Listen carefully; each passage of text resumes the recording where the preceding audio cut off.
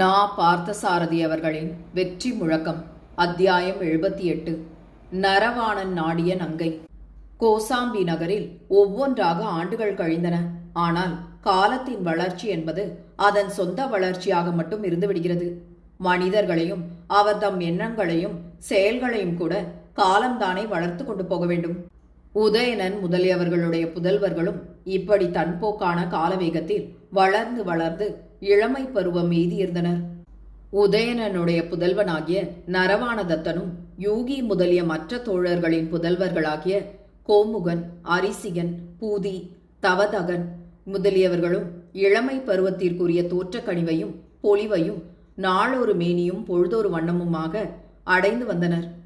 கல்வி, அரசியல், படையியல் முதலிய கலைகள் தக்க ஆசிரியர்கள் மூலம் அவர்களுக்கு கற்பிக்க பெற்று வந்தன.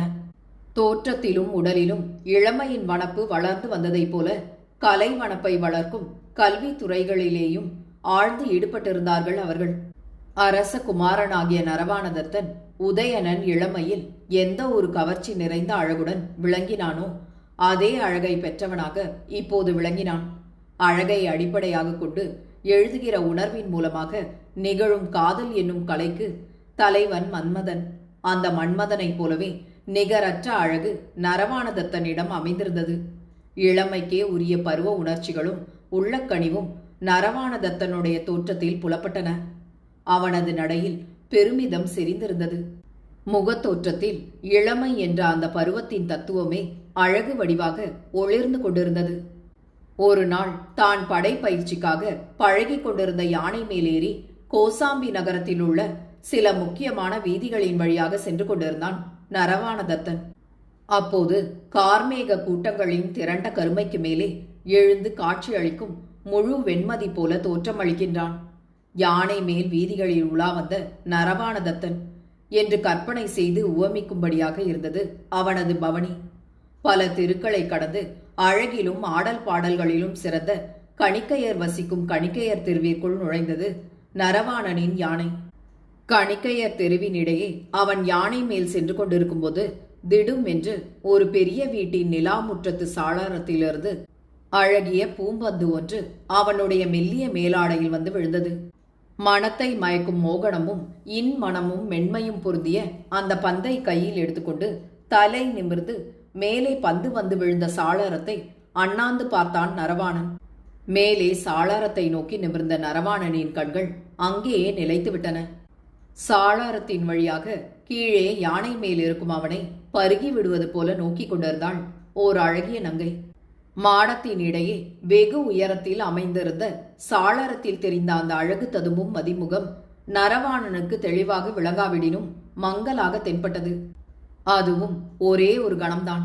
அடுத்த கணம் வெட்கம் மேலிட்டதனாலோ பயத்தினாலோ அந்த யுவதி அங்கிருந்து மறைந்து விட்டாள். அவள் மறைந்த பின்பும் மயங்கிய மனத்தினாய் தெரு, சூழ்நிலை முதலியவற்றையும் மறந்து அதே சாளரத்தை சற்று நேரம் விரித்து பார்த்து கொண்டிருந்தான் நரவாணன். அவனது கையில் அதே மிருதுவான பூம்பந்து புரண்டதைப் போலவே அவனுடைய நெஞ்சில் அவளை பற்றிய மென்மையான நினைவுகள் புரண்டன. சிறிது நேரம் அந்த மாளிகை, மாடம், சாளரம் முதலியவற்றை பார்த்து கொண்டிருந்துவிட்டு அருகில் இருந்த சோலை ஒன்றை அடைந்தான் அவன். சோலையில் இடவகன் மகனாகிய கோமுகனை சந்தித்தான். எடுப்பாக ஏறி வந்த யானையிலிருந்து இறங்கி பந்தும் கையுமாக தன்னை நோக்கி வரும் நரவாணனை வியப்பு கலந்த நோக்குடனே கோமுகன் வரவேற்றான். நரவாணன் கோமுகன் அருகில் அமர்ந்து பந்தை அவனுக்கு காட்டி நடந்த நிகழ்ச்சி முழுவதையும் அவனிடம் விவரித்தான். கோமுகன் அதை கேட்டவுடன் நரவாணனை பார்த்து மென்முறுவல் பூத்தான். நரவாணன் தான் கொண்டு வந்திருந்த பந்தை அப்போதே கோமுகனிடம் அளித்து அந்த பெண்ணை பற்றிய விவரங்களை அறிந்து வந்து தன்னிடம் தெரிவிக்க வேண்டும் என்று கேட்டுக்கொண்டான். கோமுகன் அந்த பந்தை கையில் வாங்கி பார்த்தான். அதை பிடித்து விளையாடிய இளம்பெண் அப்படி விளையாடிய போது கைகளில் ஈரசந்தனம் பூசிக்கொண்டிருந்தவளாய் இருக்க வேண்டும் என்று அனுமானிக்க அதில் இடம் இருந்தது. பந்தில் அதை பிடித்திருந்த சிறு விரல்களின் சந்தனக்கரை படிந்திருந்தது.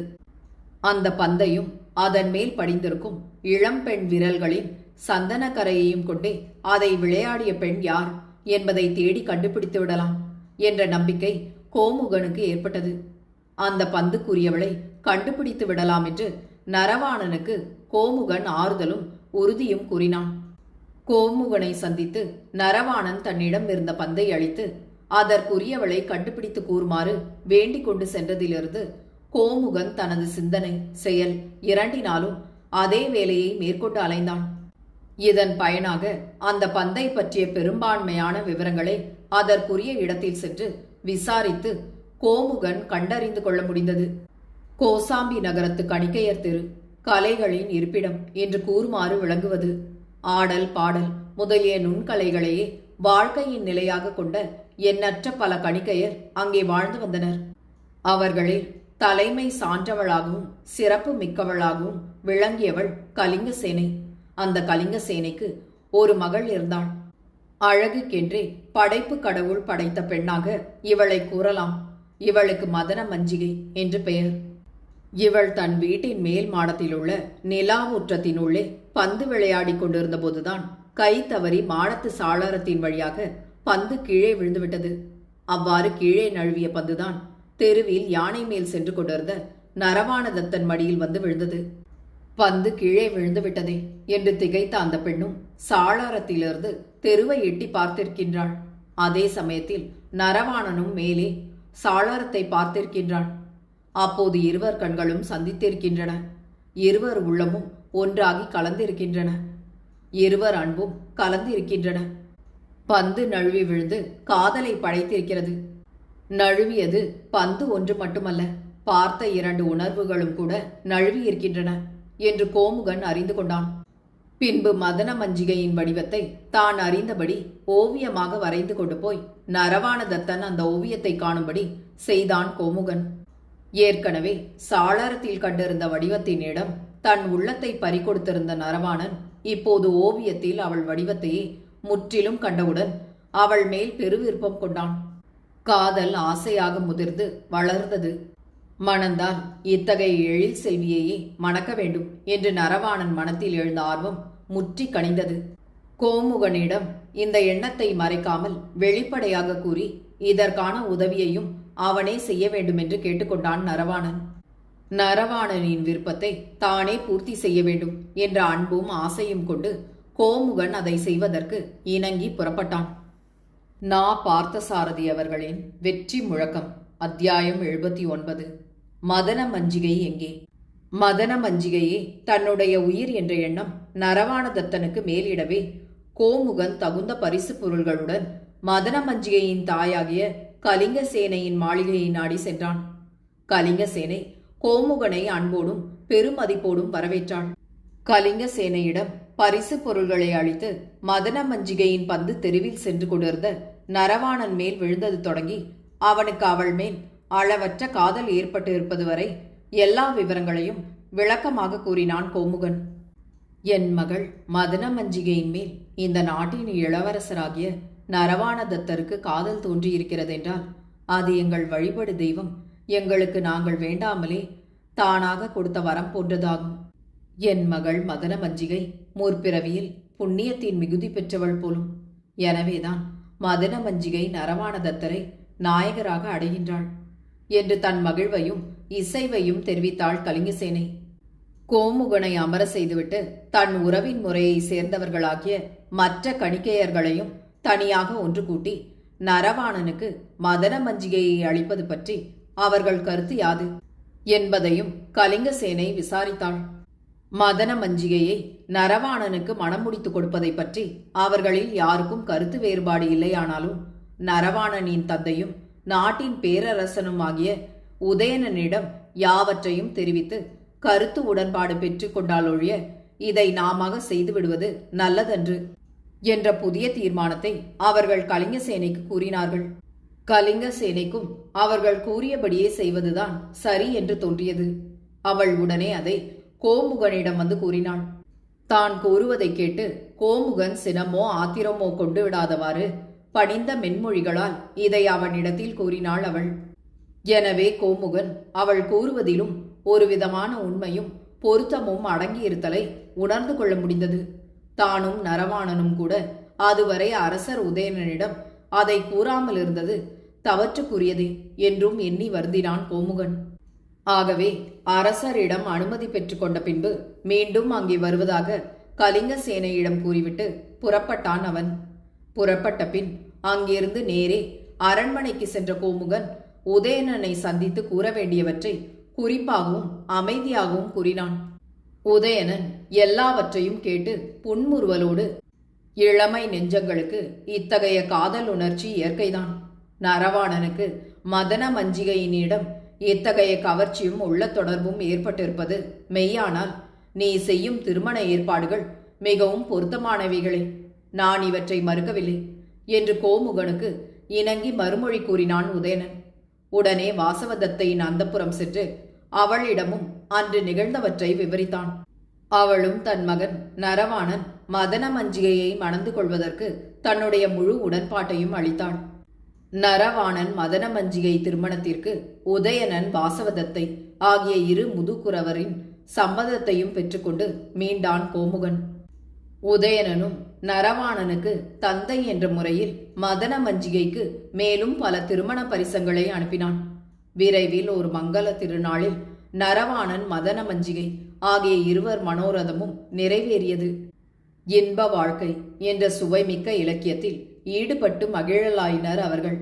புதிய காதல் வாழ்வின் தொடக்கம் என்பதே ஒரு புதிய இலக்கியத்தை கற்பது போலத்தானே. அந்த இலக்கியத்தை மதன மஞ்சிகையும் நரவாணனும் கற்கலாயினர். கோமுகனுடைய நட்பாலும் உதவிகளாலும் தங்களுக்கு திருமணம் முடிந்தபின் மதன மஞ்சிகை நரவாணதத்தன் வாழ்க்கை இன்பமாகவும் அமைதியாகவும் கழிந்து வந்ததென்று மேலே கூறப்பட்டது. பல நாள்கள் இவ்வாறே கழிந்து கொண்டிருந்த போது கோசாம்பி நகரத்து மக்கள் வழக்கமாக கொண்டாடும் பெரிய திருவிழா ஒன்றும் வந்து சேர்ந்தது. நகர மக்களும் அரண்மனையை சேர்ந்த மற்றவர்களும் இந்த விழாவை சிறந்த முறையில் கொண்டாடுவதற்கான ஏற்பாடுகளை விரைவாக செய்து வரலாயினர்.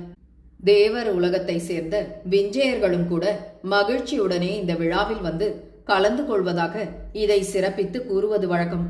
உரிய மங்கள நாளில் முன்பே செய்திருந்த சிறப்பான ஏற்பாடுகளுடனே இந்த விழாவை கோசாம்பி நகரத்தினர் தொடங்கி வைத்தனர். நகரின் எப்பகுதியிலும் விழா ஆரவாரமும் வியப்புக்குரிய இனிய காட்சிகளும் புதுமையும் மலிந்து தோன்றின.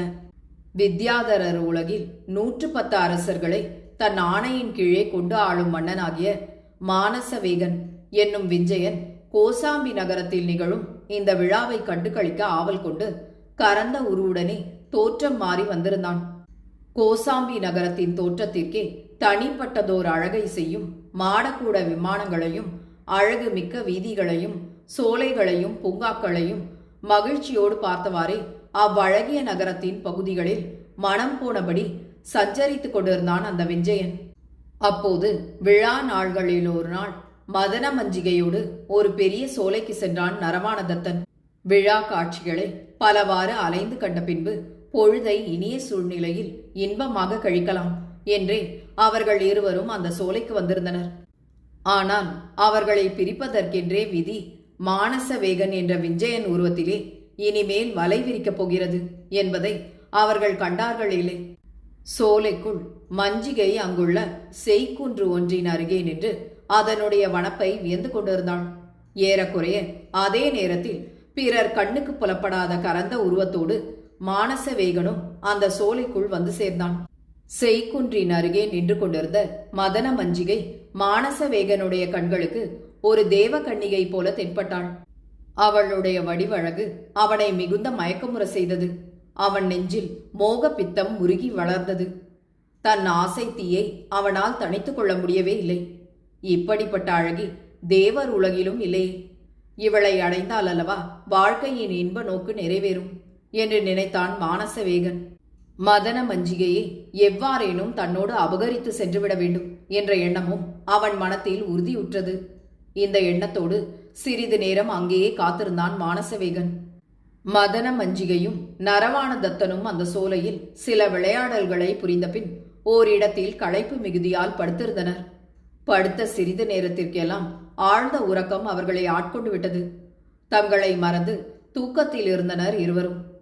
இந்த உறக்க நிலையை தனக்கு சாதகமாக பயன்படுத்திக் கொள்ள விரும்பிய மானசவேகன் தன் தந்திர வலிமையினால் நரவாணதத்தனை இன்னும் ஆழ்ந்த உறக்கம் கொள்ளுமாறு செய்துவிட்டு மதன மஞ்சிகை தூக்கத்திலிருந்து விழித்துக் கொண்டு விடாதபடி அவளை மெல்ல தன் கைகளில் தூக்கிக் கொண்டு வான் நோக்கி எழுந்தான். மதன மஞ்சிகை மலர் பந்து போல அவன் கைகளில் இருந்தாள். ஏதும் அறியாதவனாய் கீழே உறங்கிக் கொண்டிருந்தான் நரவாணன். மானசவேகன் வானில் மேலே மேலே சென்றான். விஞ்சையர் உலகம் வருந்தி அழைத்தாலும் வராத ஓர் அழகின் மாமணியை நான் அங்கே எடுத்துக்கொண்டு செல்கின்றேன் என்ற நினைவினால் பூரித்திருந்தான் மதன மஞ்சிகையை தூக்கியவாறே வானில் சென்று கொண்டிருந்த மானசவேகன். தன்னுடைய மனம் அப்போதிருந்த மகிழ்ச்சியினாலும் கிடைத்த உற்சாகத்தினாலும் மேலும் மேலும் விரைவாக சென்றான். நா. பார்த்தசாரதி அவர்களின் வெற்றி முழக்கம். அத்தியாயம் 80. வேகவதியின் காதல். மதன மஞ்சிகையை தூக்கி சென்ற மானசவேகன் வித்யாதரர் உலகத்தில் உள்ள தன் தலைநகர் சென்று தனது அரண்மனையில் உள்ள ஓர் அழகிய மஞ்சத்தில் அவளை துயில வைத்தான். துயில் நீங்கி உணர்வு பெற்று அவள் தானாக எழுந்த பின்புதான் அவளுக்கு முன் தான் தோன்ற வேண்டும், தோன்றி தன் ஆசையை வெளியிட வேண்டும் என்று எண்ணிக்கொண்டு மானசவேகன் அப்பால் சென்றுவிட்டான். 2 நாழிகைகளில் மதன மஞ்சிகை துயில் உணர்ந்து எழுந்தாள். தன் அருகில் 6 உயிர் கொழுநன் நரவாணதத்தன் தென்படாமல் இருப்பதையும் தான் இருக்கும் பகுதி அதுவரை தான் கண்டிராத முற்றிலும் புதியதொரு இடமாக இருப்பதையும் கண்டு திகைத்து துணுக்குற்றாள். இந்த புதிய இடத்திற்கு எப்போது, எப்படி, யாரால் கொண்டு வரப்பட்டோம் என்று மனம் குழம்பும்படி சிந்தித்து பார்த்தாலும் அவளுக்கு தெளிவாக ஒன்றும் புலப்படவில்லை. அவள் இவ்வாறு மயங்கி இருந்த நிலையில் மானசவேகனே அங்கு வந்து சேர்ந்தான். தான் அதுவரை கண்டிராத பழக்கமற்ற புதிய ஆடவன் ஒருவனை திடீரென்று அங்கே காண நேர்ந்ததும் மதன மஞ்சிகை திடுக்கிட்டாள். ஆனால் மானசவேகனோ தான் கோசாம்பி நகரத்து சோலையிலிருந்து அவளை தூக்கி கொண்டு வந்தது முதலிய செய்திகளை அவளிடம் இனிய மொழிகளால் கூறி தன் ஆசையை நிறைவேற்றிக் கொள்ள இணங்குமாறும் வேண்டினான். அவனுடைய மொழிகளில் ஆவல் வெறியும் கெஞ்சுகின்ற பாவனையும் இருந்தன. மதன மஞ்சிகை தனக்கு விஞ்சையனால் நிகழ்ந்த வஞ்சகத்தை உணர்ந்தாள். தான் நரவாணனிடமிருந்து வலுவில் திருடி கொண்டு வர பெற்றதற்கும் அதுவே காரணம் என்றும் அவளுக்கு புரிந்தது. தீயை மிதித்தவள் போலானாள் மதன மஞ்சிகை. பெண் புலியாக மாறினாள். மானசவேகனை காரி துப்பி சீறினாள். அவளுடைய சினத்தையும் அளவற்ற ஆத்திரத்தையும் கண்டு மானசவேகனே பயந்து போனான்.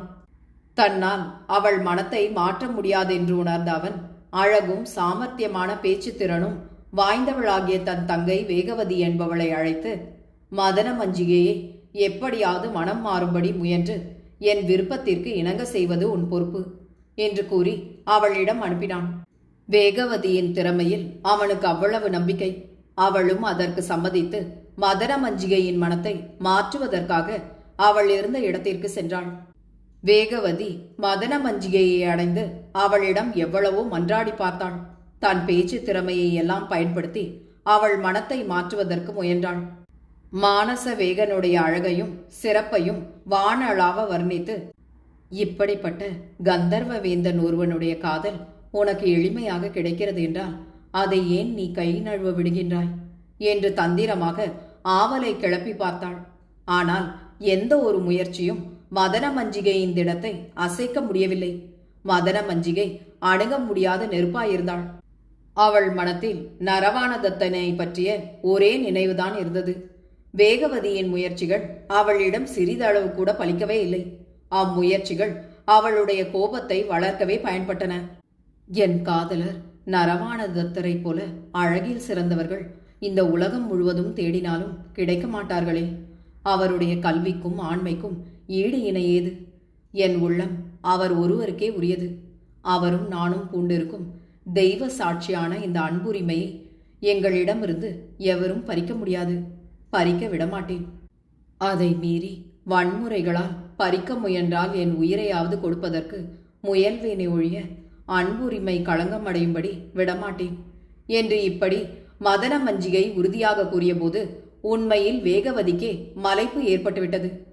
அதோடு காதலுக்குரிய அழகு என்பது என்ன என்று காண துடித்துடிக்கும் பருவம் அவளுக்கு. வேகவதி நரவாணதத்தனை பற்றி கேள்விப்பட்ட இனிய செய்திகள் கன்னிகையான அவள் மனத்தில் இன்பத் தென்றலை வீசியது. வானிடர்களில் மெய்யாகவே நரவாணனை போன்ற ஓர் அழகன் இருக்க முடியுமா? இருந்தால் நல்லதுதான். அவனை என் போன்ற தேவகன்னிகள் அனுபவிக்க கொடுத்து வைத்திருக்குமானால் அது எங்களுக்கு எவ்வளவு பெரிய பாக்கியம் என்று இத்தகைய இன்ப நினைவுகளால் நரவாணனை சென்று காண வேண்டும் என்ற ஆவல் வெள்ளம் போல் பெருகியது வேகவதியின் உள்ளத்தில். தேவ கன்னிகையான வேகவதி தன்னை மறந்தாள். தான் தன்னுடைய தமையனிடம் ஒப்புக்கொண்டு வந்திருந்த செயலையும் மறந்துவிட்டாள்.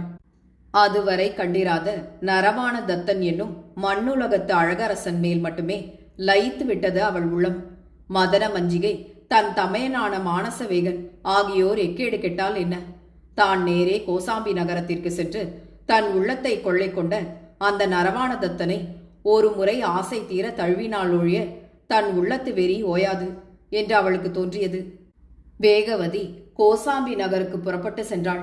போகும்போதே அவள் தன்னை மதன மஞ்சிகையின் தோற்றம் உடையவளாக மாற்றிக்கொண்டாள். அது அவ்வாறு இருக்க, இங்கே கோசாம்பி நகரத்து சோலையில் தூக்கத்தினின்று விழித்த நரவாணன் அருகில் தன்னோடு துயின்று கொண்டிருந்த மதன மஞ்சிகையை காணாமல் திடுக்கிட்டான்.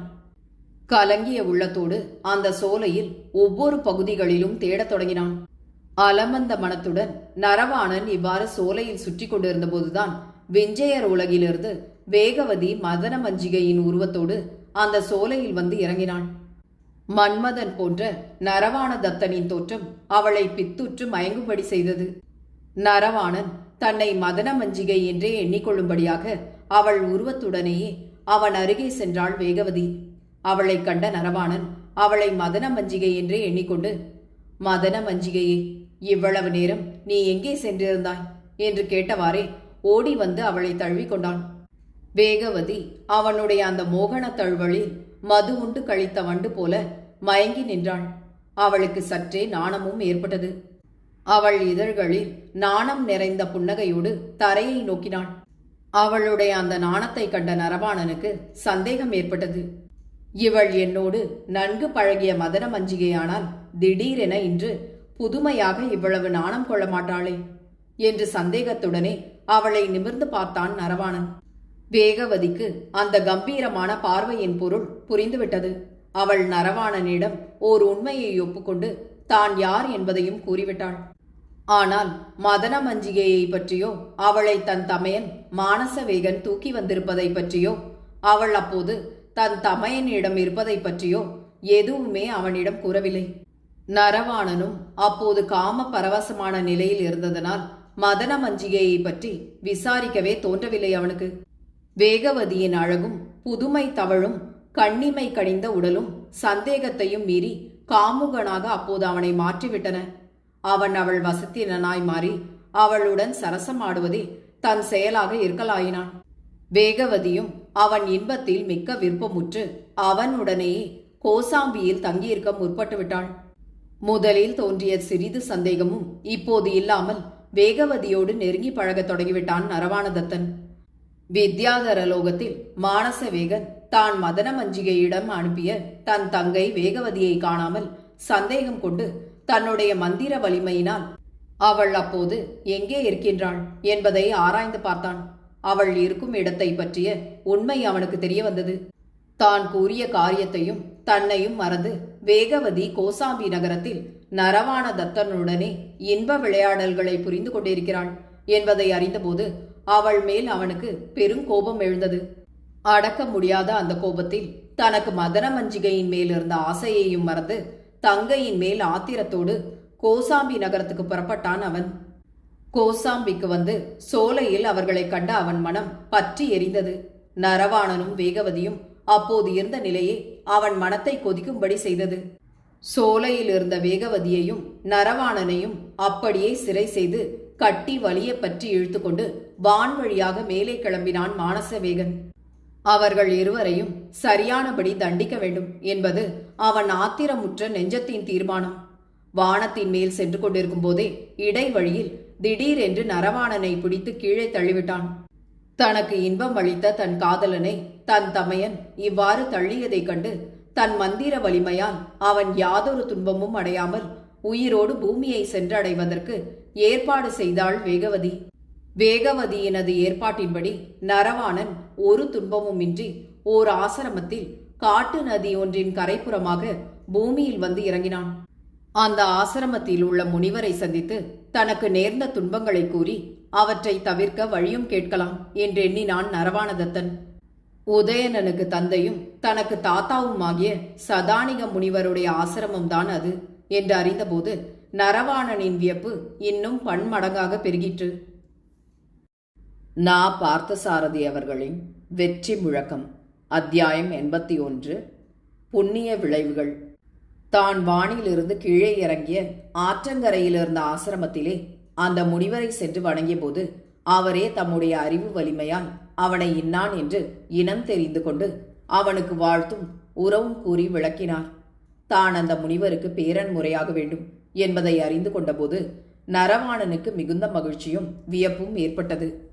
தான் எவ்வாறு விஞ்சையர் உலகு சென்று அவர்களை வெல்வது என்றும் மதன மஞ்சிகையை மீட்பது எங்கனம் என்றும் தனக்கு பாட்டனார் முறையினரான அந்த முனிவரிடம் பயபக்தியோடு விசாரித்தான் நரவாணன். பறவைகள் வான் மார்க்கமாக பறந்து செல்வதற்குரியது போல மாந்தரும் பறந்து செல்வதற்கு பயன்படக்கூடியதான ஓர் அரிய மந்திரம் உன் தந்தையாகிய உதயணனுக்கு தெரியும். நீ கோசாம்பி நகரத்துக்கு திரும்பி சென்று அந்த மந்திரத்தை உன் தந்தையிடமிருந்து அறிந்து கொண்டால் திறமையை பயன்படுத்தி விஞ்சையர் உலகத்தையே வென்று வாழலாம். இது உன் முற்பிறவி புண்ணியங்கள் உனக்கு விளைந்து கொண்டிருக்கிற காலம். உனக்கு எல்லாம் நலமாக முடியும் என்று விளக்கி அவனுக்கு ஆசி கூறினார் அந்த முனிவர். முனிவர் சொற்படியே கோசாம்பிக்கு வந்து தந்தையிடம் அந்த மந்திரத்தை அறிந்து சில நாள் தன் பெற்றோர்களோடு தங்கியிருந்த பின் விடை பெற்றுக்கொண்டு விஞ்சையர் உலகத்திற்கு கிளம்பினான் நரவாணன். விசயார்த்தம் என்ற மலைத்தொடரின் தென்புறத்தில் உள்ள ஸ்ரீதரம் என்ற நகரம் முதலில் குறுக்கிட்டது. அந்த நகரின் கோட்டை வாயிலில் சில நாழிகைகள் தங்கினானவன். சதானிக முனிவர் சொல்லி அனுப்பியது போல நரவாணனுக்கு அது புண்ணியம் விளைகின்ற காலமாகையால் கந்தர்வபுரத்து மன்னனாகிய நீலவேகன் என்பவனின் தூதுவன் தானாகவே வலுவில் வந்து தங்களை எங்கள் மன்னன் அழைத்து கொண்டு வர சொன்னார் என்று நரவாணனை உடன் அழைத்து போனான். நரவாணன் கந்தர்வபுரத்து மன்னனாகிய நீலவேகனை சென்று சந்தித்தான். என் புதல்வியாகிய அனங்க விலாசினி ஒரு நாள் துயிலும்போது மண் உலங்கிலிருந்து சிங்கக்குருளை போன்ற ஆடவன் ஒருவன் வந்து தனக்கு மாலை சூட்டுவதாக கனவு கண்டாள். அதனை யான் ஒரு முனிவரிடம் சென்று கூறி அக்கனவின் உட்பொருளை விளக்குமாறு வேண்டிக் கொண்டேன். அவர் மண்ணுலகத்தில் உதயணனுக்கு மகனாக பிறந்த அரசகுமாரன் வந்து உன் புதல்வியை மணந்து கொள்வான் என்று அந்த கனவின் பயனை விவரித்தார். அன்புடனே என் வேண்டுகோளை ஏற்றுக்கொண்டு என் மகள் அனங்க விலாசினியை மணந்து கொள்ள வேண்டும் என்று பிரார்த்தித்தான் நீலவேகன். நரவாணனும் அந்த வேண்டுகோளுக்கிணங்கி அனங்க விலாசினியை மணந்து கொண்டு அவளோடு அங்கே சில நாட்கள் தங்கினான். அவ்வாறு அவன் கந்தர்வபுரத்தில் தங்கியிருந்த போது அவனுடைய புண்ணிய பெரும்பலன்கள் ஒன்றொன்றாக விளையத் தொடங்கின. இந்திரனுடைய ஏவலினால் தேவர்களும் தேவர் உலகத்தை சேர்ந்த அரசர்களும் நரவாணனை கண்டு வணங்கி அவனுக்கு மிகுந்த பரிசில்களையும் நவநிதிகளையும் திரைகளையும் மனம் வந்து கொடுத்துவிட்டு சென்றனர். இதையெல்லாம் கண்ட மானசவேகனும் மிகவும் அச்சம் கொண்டு கந்தர்வபுரத்துக்கு ஓடோடியும் வந்தான். நரவாணனிடம் பணித்து மன்னிப்பு கேட்டுக்கொண்டு மதன மஞ்சிகையை அவனிடம் ஒப்படைத்தான். தன் தங்கை வேகவதியையும் நரவாணனுக்கே மனம் முடித்து கொடுத்தான். தன்னை பிரிந்து வாட்டமுற்றிருந்த மதன மஞ்சிகை வேகவதி இருவருக்கும் ஆறுதல் கூறி ஏற்றுக்கொண்டான் நரவாணன். இவ்வாறு இருக்கும்போது அவனுடைய புண்ணிய பலத்தினால் வித்யாதரர் உலகத்தின் ஆட்சி பொறுப்பு நரவாணனிடம் வந்து சேர்ந்தது. நரவாணன் மணிமுடி சூடி பேரரசனானான். தேவியர் மூவருடனும் தேவர் உலகை ஆண்டு வந்த அவன் இடையே பெற்றோரை காண வேண்டுமென்ற ஆசை உந்தியதனால் கோசாம்பி சென்று சில நாள் தன் மனைவியருடனும் பிற பரிவாரத்தினருடனும் தங்கி வந்தான். அவன் கோசாம்பியிலிருந்து திரும்புகிற போது தனக்கு பதிலாக தன் தம்பியும் தன் தந்தையின் மற்றொரு மனைவியான பதுமையின் புதல்வனுமாகிய கோமுகனை கோசாம்பியின் இளவரசனாக நியமித்துக் கொள்ளுமாறும் தன் தந்தையாகிய உதயணனிடம் வேண்டிக் கொண்டான். உதயணனும் தன் புதல்வனின் அந்த வேண்டுகோளுக்கு இணங்கி விடை கொடுத்தான். பின்பு நரவாணன் மீண்டும் வித்யாதரர் உலகத்தை அடைந்து மனைவிமார்களுடனே அங்கேயே தங்கி சிறப்பாக அதனை ஆண்டு வந்தான். தேவர் உலகையும் ஆள செய்த புண்ணிய பலனை கண்டு அவனை மற்றவர்கள் வாழ்த்தினர். முதுமை அடைந்துவிட்ட பின்பும் தன் மகன் செய்த வெற்றி முழக்கத்தால் உதயணன் இப்போது கூட பெருமிதம் அடைய முடிந்தது. தான் ஆருணியை வென்று வெற்றி முழக்கமிட்ட பழைய நிகழ்ச்சியை விட தன் மகன் இப்போது தேவர் உலகை வென்ற வெற்றியில் பெரிதும் மகிழ்ந்தான் அவன். உதயணன் தனக்கு ஒப்பற்ற நண்பனான யூகி மந்திரியாக வாய்த்ததும், வாசவதத்தை மனைவியானதும், வித்யாதர சக்கரவர்த்தியாக விளங்கும் நரவாணதத்தன் புதல்வனானதும் பிற நலன்களும் தவத்தின் பயனே. ஆதலால் இனிமேல் தான் மேற்கொள்ளத்தக்க செயல் தவமே என்று துணிந்து அரச போகங்களாகிய செல்வத்தையும் பதவியையும் வெறுத்தான். அதனை அறிந்த அவன் தேவிமார் நீர் விளையாட்டு முதலியவற்றால் அவன் மனத்தை வேறுபடுத்தி தம்மையே கருதி தம் வயதினனாக அவன் மனத்தை ஒழுக செய்ய முயன்றனர். அவன் மனம் அந்த வழியில் சில நாள்கள் சென்றது. பின்பு ஒரு நாள் உதயணனுடைய பட்டத்து யானை மதம் கொண்டு புறப்பட்டு நகரை அழிக்கத் தொடங்கி யாருக்கும் அடங்காமல் பாகர்களையும் குத்துக்கோர்காரையையும் பிளந்தெறிந்தது. அந்த யானையினால் நகரமே நடுங்கியது. அக்காலத்தில் அந்நகரை அடுத்த சோலை ஒன்றில் தவத்தால் சித்தி பெற்ற சாரணர் பலர் வந்து தங்கினார்கள். அவர்களுக்கு தலைவரான தர்ம வீரர் என்பவர் தம்மை அடைந்தவர்களுக்கு வழக்கப்படி அங்கே தர்மோபதேசம் செய்து வருவாராயினர். அவ்வுபதேச மொழிகளை விலங்குகளும் பறவைகளும் கேட்பனவாய் தத்தம் செயல்களை மறந்து உணவொழிந்து தாம் செய்த பாவங்களை நினைந்து துன்பற்ற வண்ணமாய் அடங்கி நின்றன. மேற்கூறிய பட்டத்து யானையும் இயல்பாகவே அங்கே வந்து அந்த அறிவுரையை கேட்டு கோபம் நீங்கி தன் பாவ செயல்களுக்கு அஞ்சி கண்ணீரை உகுத்து கொண்டு யாதொரு கொடுஞ்செயலும் இன்றி திரும்பி அரண்மனை வாயிலில் வந்து நின்றது. யானை வந்து அடங்கி நிற்பதை வாயிற்காவலர் அரசனுக்கு தெரிவிக்க அவன் வந்து பார்த்து வியப்புற்று நின்றான். அப்போது யூகி, ஏதோ அறிவுரையை கேட்டு இது பக்குவமுற்று அடங்கி நிற்கிறது போலும், இனி ஊர்ந்து செல்வதற்கு இது தகுதியுள்ளது என்றான். உதயணன் அதன் பிடரியில் ஏறிய பொழுது யானை அவனை மிக்க விருப்பத்துடன் தாங்கிக் கொண்டு சென்று மேற்கூறிய வனத்தை அடைந்து நின்றது.